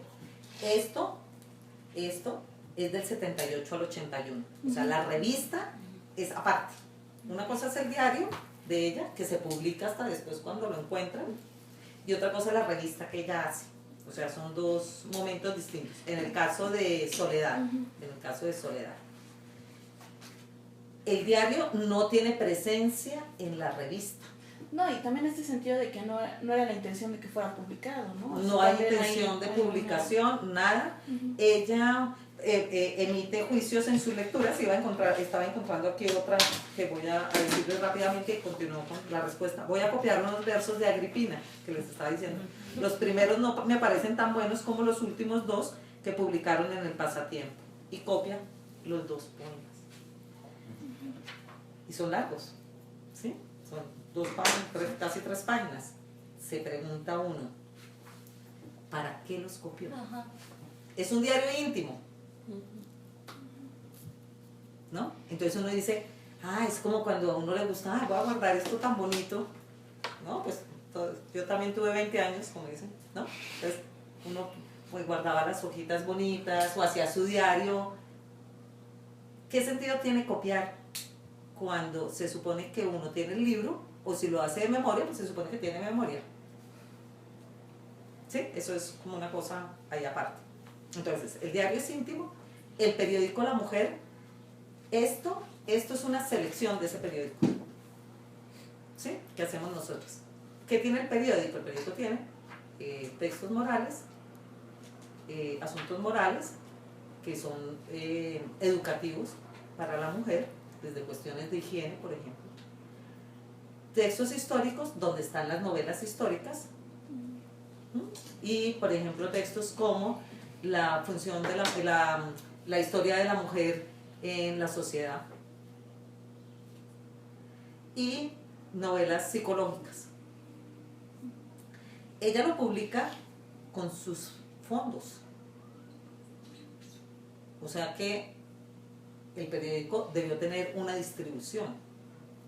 Lo que pasa es que uno no sabe bien qué pasaba ahí, qué ocurría ahí. Probablemente sí lo leían, pero... Sí, uno no... Es un problema que pasa aquí, ¿no? Que uno no sabe cómo se leía y demás. ¿Qué ocurrió allí? Sí, Evidentemente, entre Soledad Costa y María Martínez de Nícer, pues hay un cambio, son distintísimas. Los diarios son distintos. Como señalaba, el diario de María Martínez de Nícer sí es un diario público, donde ella se heroiza, porque ella va a decirle a su papá, me voy para la guerra, y se corta el pelo y se viste de hombre y se va para la guerra. Y es conservadora. Es que eso es lo que es interesante. Digamos, a mí lo que me interesa de la historia es también ver cómo las cosas no son de un lado y de otro, sino que tienen todas esas gamas y esas facetas, porque es ver a esta mujer conservadora durmiendo sobre las raíces de los árboles y diciéndole a los hombres, no, pero usted se está quejando mucho, no hay que quejarse, fíjese que yo, una mujer, puedo dormir. ¿Y usted qué está haciendo? Entonces son muy distintos, son diarios muy distintos, que como señalaba, probablemente el diario María Martínez de Nícer ha sido cambiado por ella, transformado para darlo a la luz. No parece un diario íntimo como este. Este diario es precioso porque se encuentran en la página de la Biblioteca Nacional de Colombia, para quien le interese. Allí está el diario escaneado como imagen, el diario manuscrito. Las hojitas que ella guardaba, no es mentiras, las hojitas. Las cosas que ella le ponía, los hilos que le ponía, hilos de distintos colores. Era una mujer muy especial. Ella, ahora en Monterrey, que estábamos presentando este libro y haciendo unas conferencias, les mostrábamos, sino que pues como no era el tema, yo no traje eso. Bueno, tampoco me hubiera servido esta cosa. Ella publica unas novelas en prensa. Hay dos fundamentalmente con las que ocurre esto, que son Galán, que es uno de los héroes de los comuneros antes de la independencia, del proceso de la independencia, y Una holandesa en América, que estábamos hablando ahora de esta novela. Las dos las publica en prensa. Y se ha encontrado en un archivo unos cuadernos que ella... Este es otro proceso que es interesante entre las lógicas de autoría y de lectura. Ella se lee a sí misma y lo que hace es hace unas especies de maquetas. Entonces toma de la prensa, los recorta, hace partes acá y acá busca ilustraciones europeas y americanas y las va pegando. Y les hace dibujos y les pone... Porque a Galán, una de las cosas que hacen los españoles en la época de Morillo, en la época de la conquista y toda esta cosa, a él le quitan un brazo. Y seguramente ella no encontró el personaje con el brazo que quería.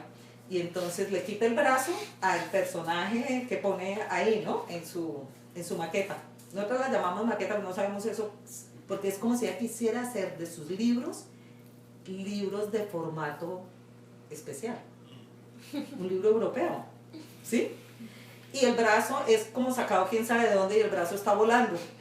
Es una maravilla, porque es la autora cómo se sueña la materialidad de sus libros. Fíjense que este trabajo hay que hacer mucho, porque hay cosas muy interesantes. Muy interesantes. Entonces, el diario está en la biblioteca, en la página de la Biblioteca Nacional, están las maquetas también y todo, de la Biblioteca Nacional de Colombia, para quien esté interesado en el asunto del diario. Entonces, Soledad pues va a tener un proceso larguísimo, ¿no? Va a tener un proceso larguísimo. Ella muere a principios de siglo y alcanza a publicar en la revista Cromos. O sea, ella es una escritora muy, pues, 21 novelas y una cantidad de cosas que escribe. Pero entonces, sí, la diferencia es total. Más que panfletario, no sé cómo utilizas el término, yo pensaría que Martínez de Nícer está escribiendo un texto político. Es un texto político, ella está defendiendo una ideología y la defiende con su diario, ¿no? Soledad está escribiendo su diario de enamorada y pues lo comparte con el enamorado, que es la otra cosa. Y ahí también lo interesante es como la función del diario, ¿no? Y bueno, coinciden los dos en que es un momento de crisis para ella, pero crisis muy distintas, ¿no? Una crisis interna y la otra una crisis externa, ¿no? Pero cómo va respondiendo también la necesidad de expresarse a través del diario y qué función va a tener el diario también para el lector, y en este caso simplemente con la pareja, ¿no? Claro. ¿Alguien más quiere preguntar algo? Otra pregunta, que hay otra que ya es más como cita, Carlos. Dice, quisiera, como dice el divino Platón, entre comillas, ya hay cita, ¿sí? Entonces copia, señala que copia, señala la cita, ingresa en su propia voz, la voz del otro, o sea, va a haber una diversidad, de usos, y bueno, ahí copia al divino Platón. Entonces dice, ser el cielo, contemplar su inmensidad y que cada estrella fuera un ojo, para con él poderte ver a donde quiera que te hallas. Cierra comillas. Ya es tarde, me voy a acostar. Adiós, bien de mi alma. Por ejemplo, bueno, pero eso ya tiene que ver con otras cantidad de cosas. Pasa de hablarle al diario a hablarle a él. ¿No? Claro.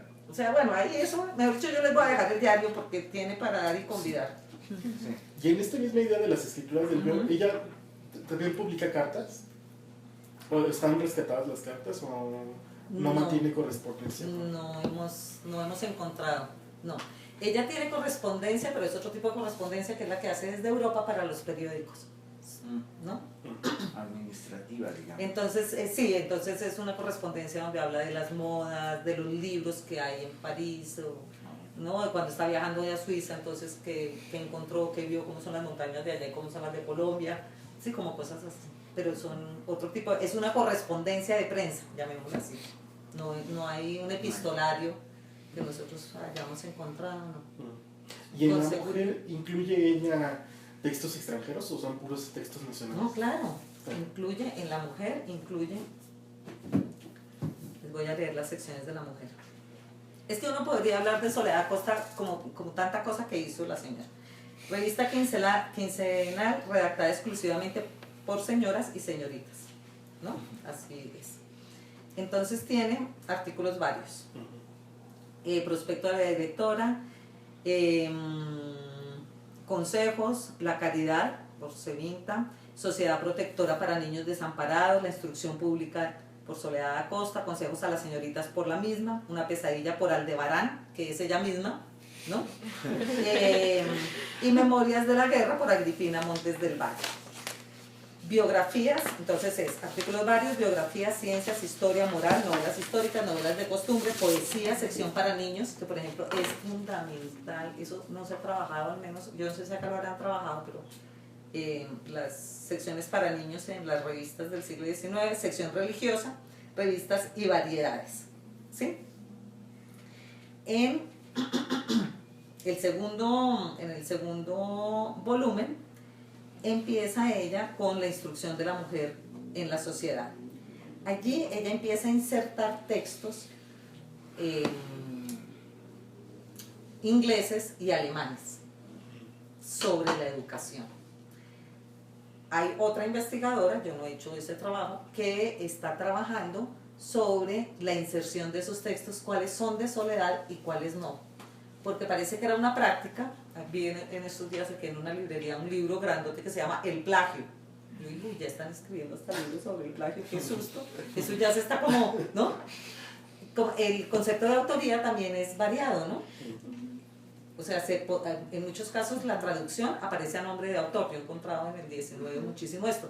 Entonces hay que mirar esos textos extranjeros de quién son. Si son de ella o son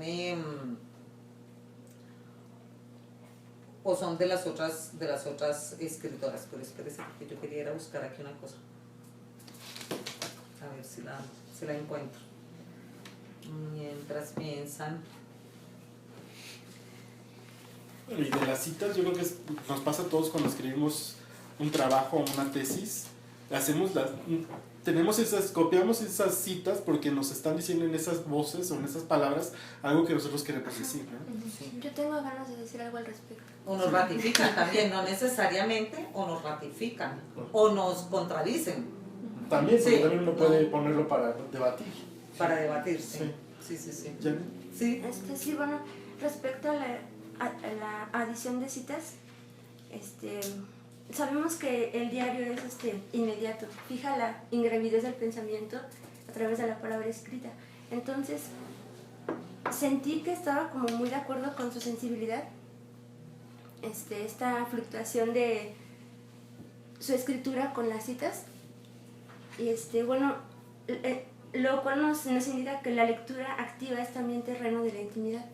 Entonces, si la propia formación es parte de la historia del yo, ¿a qué conduce la práctica de lectura? En este caso, a la escritura.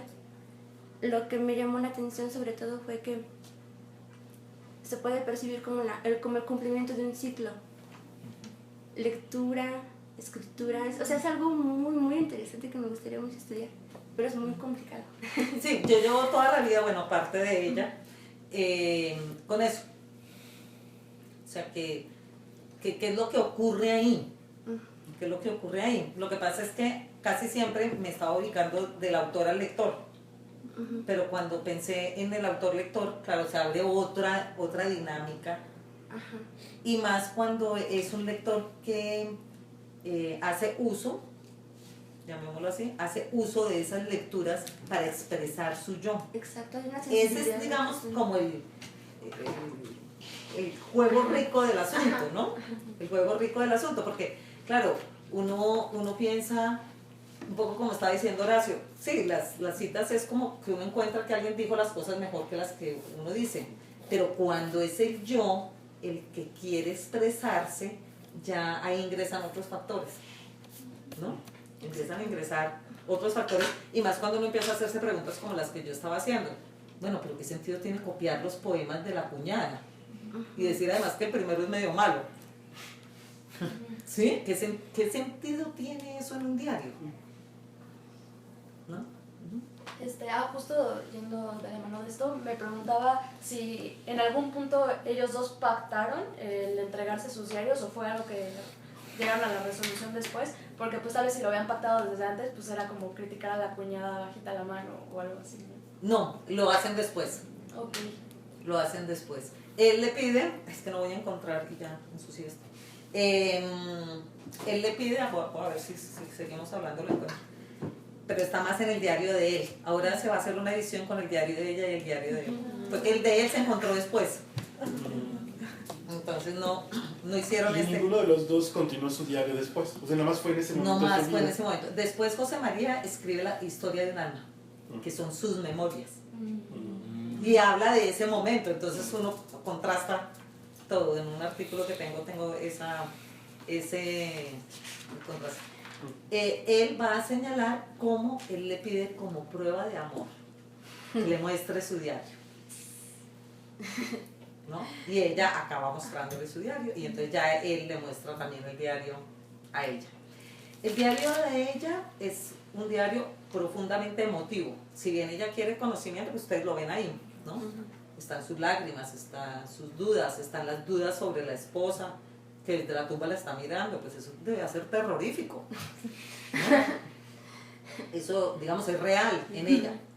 El diario de él, si bien está enamorado, es un diario contenido, ¿no? Es un diario donde es más breve, mucho más breve, y donde a él le interesa más es como lo práctico, ¿no? Como, hoy la vi que estaba un poco extraña, ¿será que está dudando de mí? Por no sé qué, pero es mucho más contenido, es más hacia afuera. Más hacia afuera, el de ella es más íntimo en ese sentido, ¿no? Bueno, ¿habría alguna otra cosa? Bueno, A ver. Sí, sí.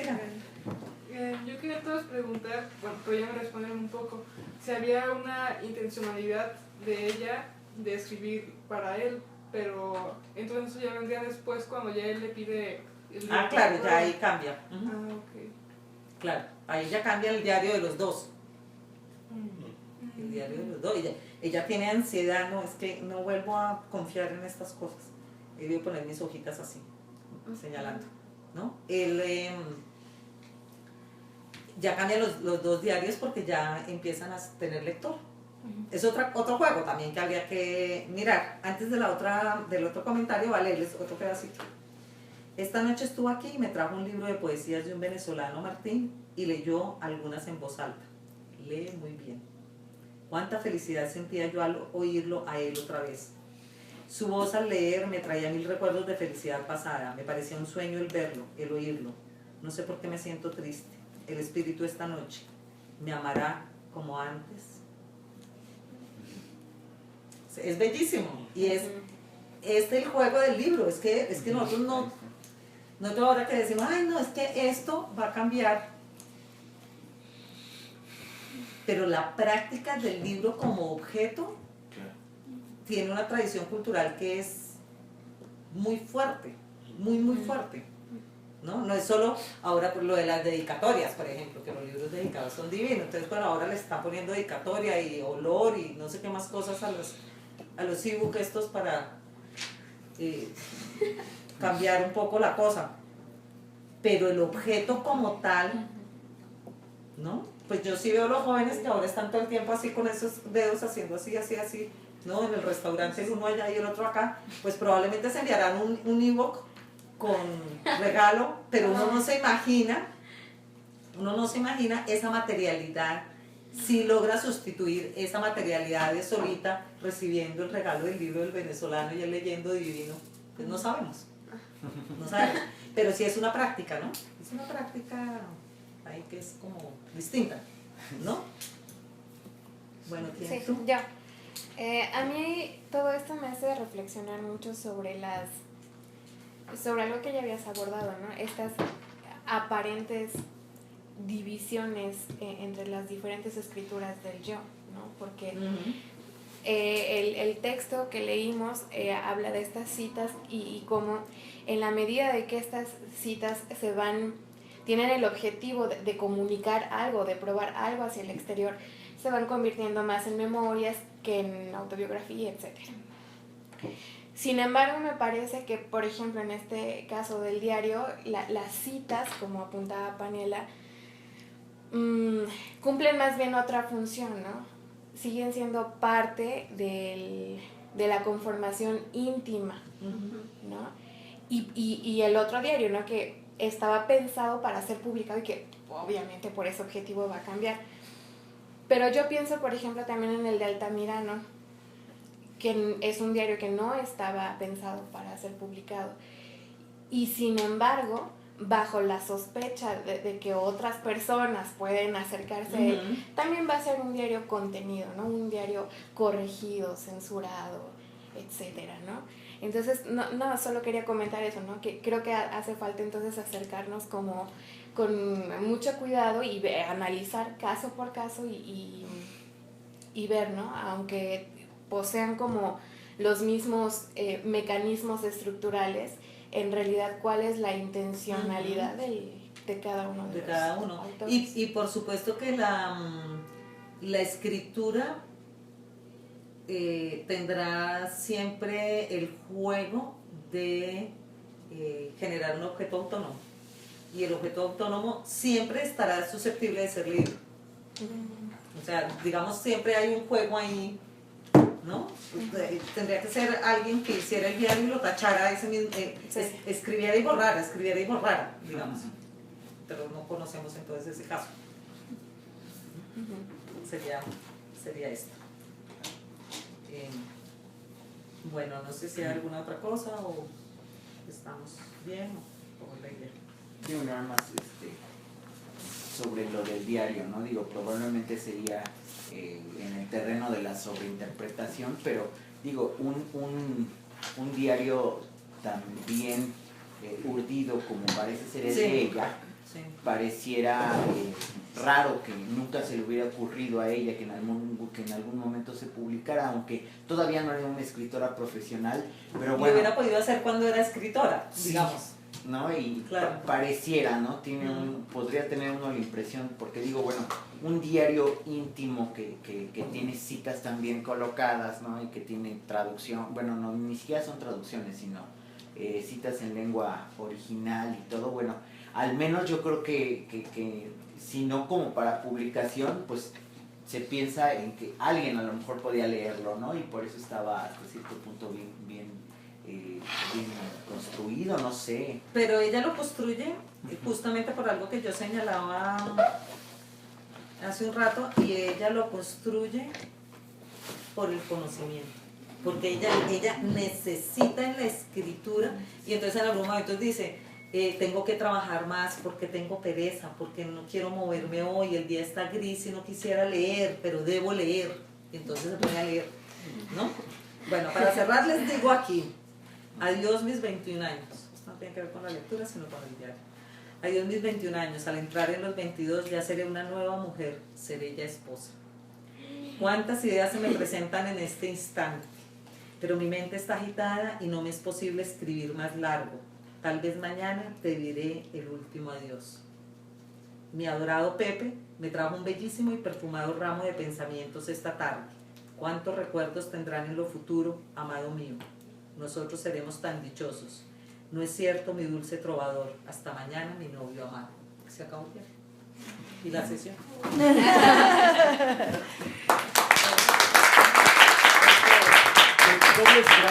Gracias por la presentación, que fue realmente muy iluminadora. Y pues agradecemos también todos los textos que nos has dado para el seminario, que van a estar a disposición de todos en el cubículo.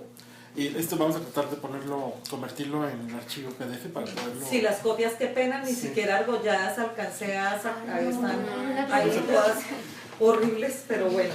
Y entonces, va a quedar en la biblioteca el periódico La Mujer, para quienes les interese. Va a quedar, yo me traje a todas, Soledad Acosta, novelas y cuadros de la vida suramericana. Está una novela maravillosa que se llama Dolores. Es la contraposición a nuestra novela nacional, que es María. Esta es Dolores y María es María, ¿no? Dolores sufre de lepra, o sea, pierde la belleza, que es una cosa muy interesante en la... Bueno, y varias novelas que están acá. Y estas otras, y ya nomás, no tengo más, no crean. Laura Constancia y una venganza, que son otras novelitas que ella publica en prensa. Entonces, estas todas son por entregas, ¿no? Entonces, no sé, porque las íbamos a dejar donde la profesora... Sí, en el CIALC. Entonces, los libros, ese de novela por entregas está en filológicas. Ah, sí, está en filológicas. Sí. Ah, y el bueno. libro del sujeto del Congreso, ese está en la Biblioteca Central. Ah, bueno, sí. Porque también listo. hicieron en Colombia un congreso sobre autobiografía que invitaron a Ángel Ureiro. De eso ya tiene como 10 años, ¿no? Sí, un tiempito, sí. Que fue el que yo también Sí, entregué uno acá, ¿no? Para el grupo. Relatos biográficos. Sí. Bueno, pues Es, gracias. Muchas gracias. Bueno, a ustedes y mucha suerte en este seminario que me parece interesantísimo. Ojalá volvamos a vernos. A mí me gusta mucho venir a México, entonces. Esta es la constancia oficial de la... Ah, listo. Muchas gracias. Gracias. Esto estuvo muy bien. Muchas gracias.